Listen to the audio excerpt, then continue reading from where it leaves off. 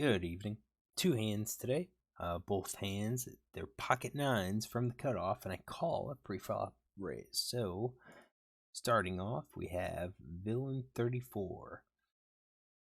86 hands, he's playing 30-16. Raise first in from early positions, 12%. He's under the gun. Now, how truthful is this number? This is only 2 out of 17, so he may actually be playing a little bit tighter, raise first in. Hey, also he might not be. I mean, when we look at the raise first in, uh, he is raising quite a bit, so it's kind of hard to give him a solid range or to be really confident with our range. But we do know he's somewhat loose. He's under the gun. Maybe he's playing something like that. Maybe not all of those. That's 11.5. That's 11.2. I think we'll go with that. All right, 11.2. It's on me. Before we decide, we should look at these players. So 14 hands right now. Out of 14 hands, he's playing 14-0. I think he's pretty tight. We're not going to have a good number on him calling. So maybe he'll call, maybe he doesn't. But right now, it's looking like he is a tight player. He probably won't call. And if he does call, it's going to be somewhat weak hand. What about this player? He's playing 37-0. He's really a loose passive. His call in small blind or call to bet 60%. I think if I call it, he might be calling. And then this guy would probably call. He's also loose passive, playing at 30-10. His big blind call is 33%. I think he's probably tighter than him, but for only two more blinds, he could come along. What about raising? So I think if we raise, we're gonna really kind of get him out, unless they have a premium hand. What about list players? So we are looking at this range, 11.2%, so 148 combos, and let's get my nines in there. So 139 combos. I'm going to bring this over. If I raise, which of these hands do I think he is going to call, and which ones do I think he's going to fold, and which do I think he's going to 3-bet? So what do we know on him? We have triple barrel with ace high. His 4-bet range, I have aces and ace king off. His 3-bet range, I have as jacks, queens, ace 3 suited, ace jack suited. So I'm getting the impression that he might not be too crazy. So calls 3-bets in position eights, ace queen off. Calls 3-bets out of position, jack 10 off. Maybe he calls his entire range, or he tightens up and says, out of these hands that I raised, I am going to call those.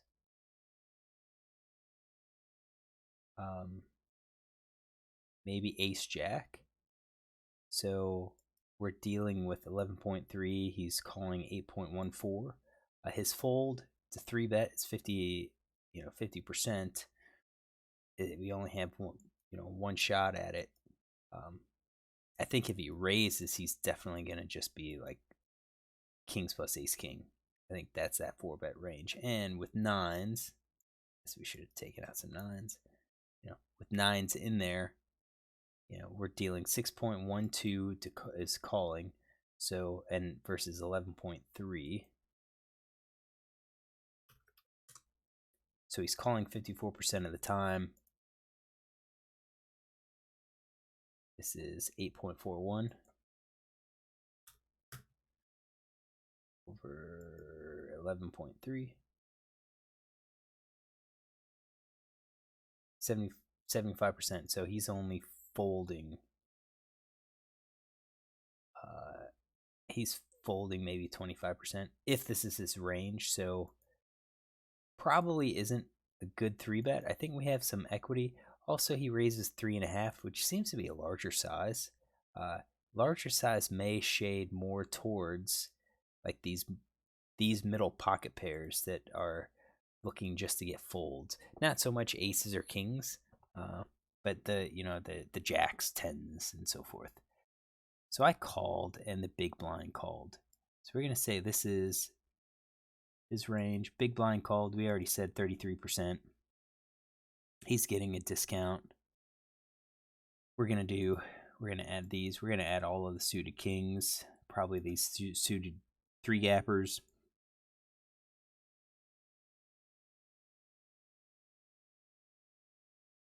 We'll just say that's his calling range. His 3-betting range. Betting range. He hasn't 3-bet, so we'll just say most people 3-bet ace king suited.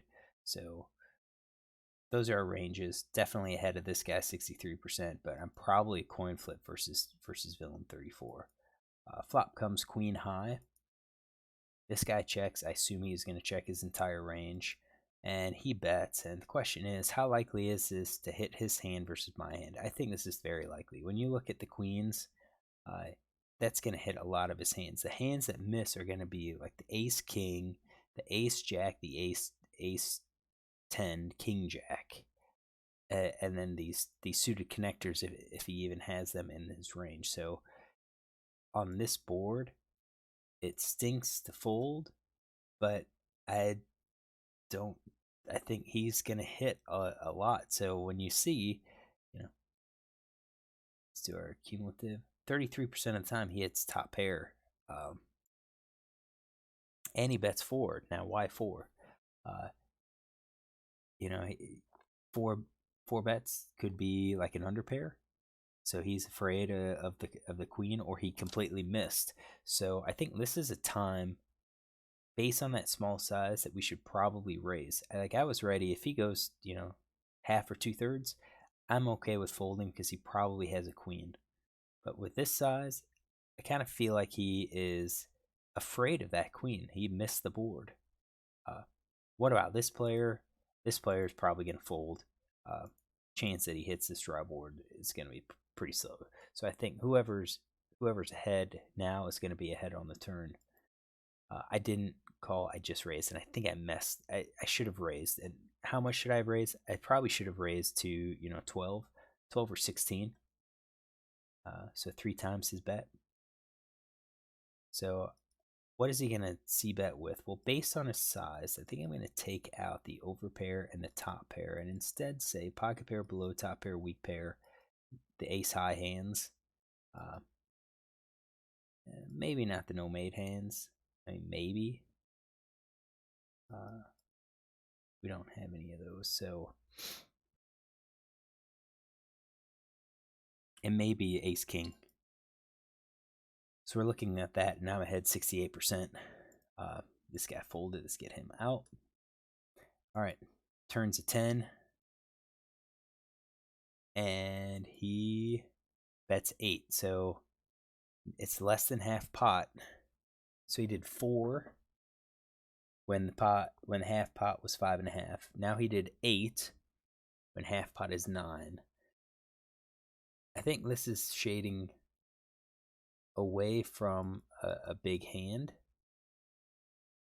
Maybe he hit 10s and he's hoping to get called. I mean, definitely 2. I think he's got something. Would he bet jacks again? Possibly. But I think he's going to give up on his middle pair, and I think he's going to give up on his ace high hands. However, I do think he may be betting the gut shot again. So now, with that 10, ace king, ace jack could now continue betting. I think I'm going to include that full house just as he connected with 10s. It's a small amount of hands, but that's it. So against that range, we're still ahead 60%. If we raise, we're hoping to get jacks to fold. That's our target. I just called, and then the queen again. And I think this is probably one of the worst cards that could have come, because now I have to play the board. Well, not really. I've got queens and nines. So now he's betting 14. Again, less than half pot. What is he going to be doing this with? Maybe a full house. Maybe maybe the full house. Pocket pair below top pair is jacks. I don't think he's doing it with ace high anymore. So I think he's betting 22%. We've got zero equity. 3 times now he's bet. We should probably just fold. I didn't. I called. So we actually get to see what he has, and he has king queen, which I think is kind of surprising because if we go back on this, you think about why didn't you bet larger? Maybe in his mind he's going, if I bet larger, I'm going to fold out any hands that I beat. So bet smaller to try to get people to call. But I have to think, once I called the flop and then called the turn, why, of course he's going to continue because the queen hit, but I called the flop. Why bet the turn again? What was I really calling with? Queen? Maybe he discounted that, so he's got, the second kicker. So I didn't get this hand. It's interesting. I think what I'm going to have to do is just take a note and mark down, make a note of his bet sizing on this board so we can see it. So he did it with top pair, second kicker. Definitely not premium hands, but, at least it's something. All right, let me pause, clear things out, and get hand number 2. All right, hand number 2 is also pocket nines, 10-handed game. So this time we get mid-position player, open raises to 3 big blinds, and I call. So let's see what we know about this player. I've got a lot of hands. He's playing 24-15. Raise first in's 21%. That's overall. His MP raise first in stat is 22%. 22%. And then his fold 3-bet after raising is 33% in this position. So he's probably raising a tighter range. What did we say? Raise first in is 22%. Let's see what 22% looks like. So I think I'm going to give him all of those aces. We're going to take out some of these. It's 24. I think we're going to take out those offsuits. Maybe not all of them. That's about 22%. Right, like that. Let's say that is his raise first in range. I think if I 3-bet, he's going to fold. Let's get my diamonds in here. All right. 9 of diamonds, 9 of spades. I think if I 3-bet, he is going to call or 3-bet. I bet the pockets.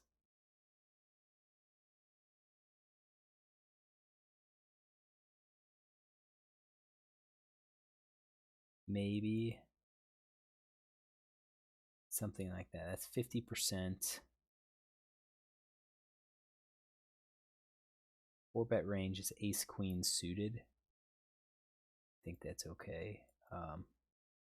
So we need to get to maybe about 15 or so, 14%, 15%. Maybe he calls with those. I'm pretty loose to do that. Maybe something like that. I'm 57% against that range, 59% against that range. I think in position we'll be able to take, win some pots with the c-bet. His c-bet, I think his c-bet though is 56% on the flop, 30%, 37% on the turn. I think he is definitely honest with the c-bet, especially when it comes to the turn. So I could raise it and pick up the pot now, or I can just call and potentially take it away when he checks. Because he'll check when he misses. What about these other players? His call 2 bets stat is 17% overall. His on the button is 10%. Pretty low. This player's tight. This player's tight. I'm going to guess that all of these players, if I call, which I did, small blind 18%. So 20%, 18%. 20, 18, and 14. So we got 20% is 80% folds. 0.8. 18% is 82% folds. And what was this last one? 16%. It's 84% folds. All right, 55%. I think 55% of the time they're just going to fold outright. So I think calling it could be was just okay. We have I've got a plan because I think he's going to give up when he doesn't hit. So I think this is a board that's actually pretty good. I don't think it connects with its range very well, yet it hits ours. So we have possibility now of taking down the pot. If he misses and then checks, or possibly by raising. So let's see this. So you can see he c-bets flop pretty small. C-bets out of position only 37%, and then c-bets turn another small percentage. C-bets turn when he's in position 75%, but out of position 43%. So I think he's pretty tight here with his c-bets. He bets. I think our chance to win here is a raise, maybe. I think if we call, he's only going to be betting again if he has a pair or a solid draw. So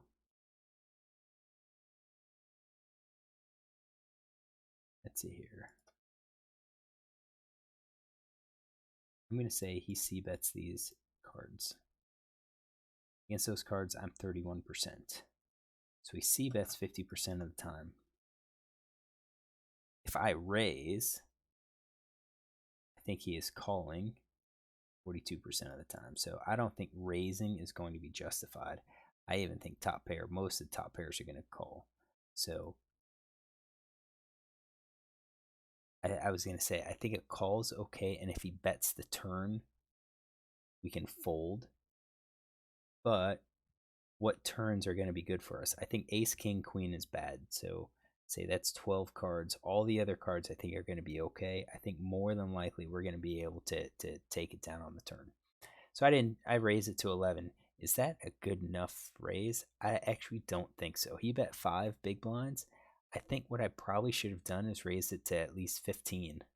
So 3 times his bet instead of a 2.5 times his bet.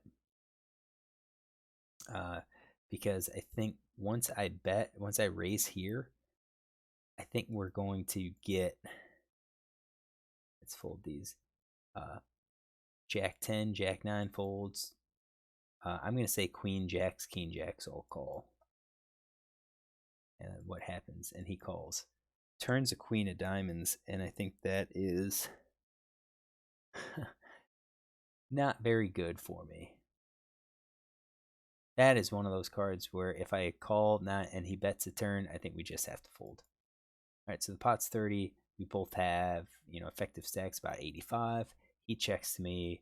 I should probably just check behind. I think once he called, we are looking at he's going to call over pairs. He's going to call this middle pair probably still. We're looking at 90% of the time he's going to be calling. I don't think we have any fold equity here. That did not increase my equity. It now could make me hit a spade, or I'm sorry, hit a straight.